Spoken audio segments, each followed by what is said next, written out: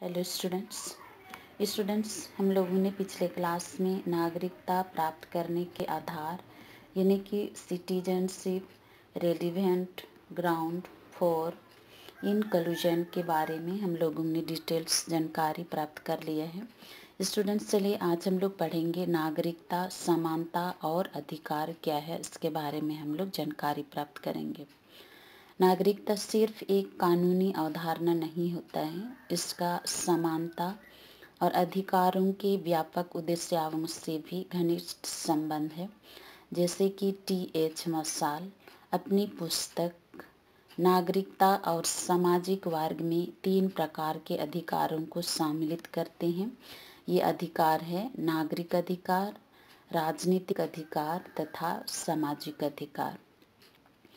नागरिक अधिकार व्यक्ति के जीवन, स्वतंत्रता और संपत्ति की रक्षा करते हैं।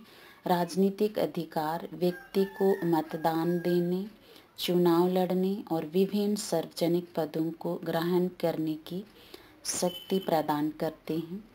सामाजिक अधिकार व्यक्ति के लिए शिक्षा का अधिकार, रोजगार का अधिकार तथा समाज में सभ्य व्यक्ति के रूप में जीवन निर्वाह करने का अधिकार प्रदान करते हैं। स्टूडेंट्स, ये नागरिकता, समानता और अधिकार के बारे हम लोग अध्ययन किए। स्टूडेंट्स चलिए अगला हम लोग पढ़ेंगे भारतीय नागरिकता संबंधी कानून। भारतीय नागरिक संबंधी कानून भारत के स्वतंत्र होने से पहले अंग्रेजों के शासन में भारतीयों को प्रजाजन कहा जाता था। आज़ादी आते ही सभी भारतीय प्रजाजन से नागरिक बन गए। भारतीय संविधान ने अनुच्छेद 5 से 11 तक में नागरिकता की साफ शब्दों में व्यवस्था की और उस बारे में विस्तृत रूप से कानून बनाने की शक्ति सौंप दी थी। संसद ने 1955 में भारतीय नागरिकता कानून पारित किया गया था। इस कानून के द्वारा देश के सभी नागरिकों को इकरारी और एक रूप नागरिकता दी है। यह है कि हरियाणा राज्य में रहने वाले एक व्यक्ति पूरे भारत का नागरिक है, अकेले हरियाणा का नहीं। भारतीय नागरिकता कानून में निम्नलिखित बातें कही गई है। पहला है, संविधान लागू होते समय वह प्रत्येक व्यक्ति जिसका जन्म भारत में हुआ हो, जिसके माता पिता में से किसी एक ने भारत में जन्म लिया हो, या तो जो संविधान लागू होने से 5 वर्ष पहले भारत में रहता चला आया हो, भारत का नागरिक कहलाएगा।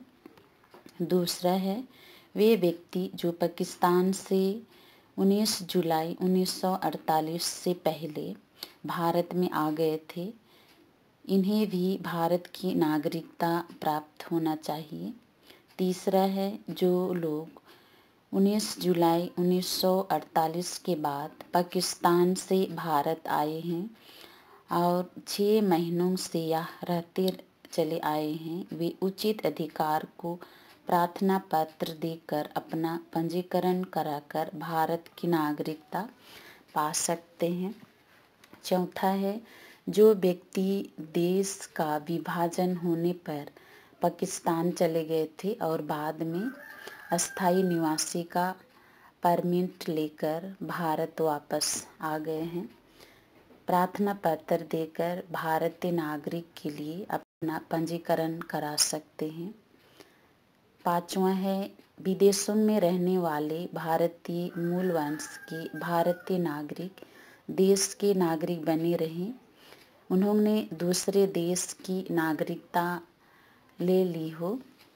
छठवां है, इसी भारतीय नागरिकता अधिनियम 1955 में भारत की नागरिकता पाने के निम्न तरीके बतलाए गए हैं।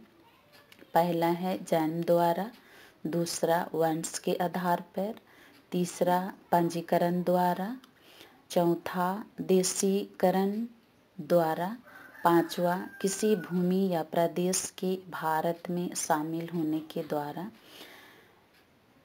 जैसे कि सिक्किम के भारतीय संघ में शामिल होने के बाद वहाँ के निवासियों को इस अंतिम व्यवस्था से भारत की नागरिकता मिली है। यही बात है कि नगर या गोवा, दमन, दीव, पांडिचेरी, करिकल, माही और चंदर नगर के इलाकों में रहने वाले लोगों पर लागू हुआ है। इन इलाकों के भारतीय संघ में शामिल हो जाने से वहाँ के निवासियों को भारत की नागरिकता मिल गई है। सातवां है भारतीय नागरिक अधिनियम 1950।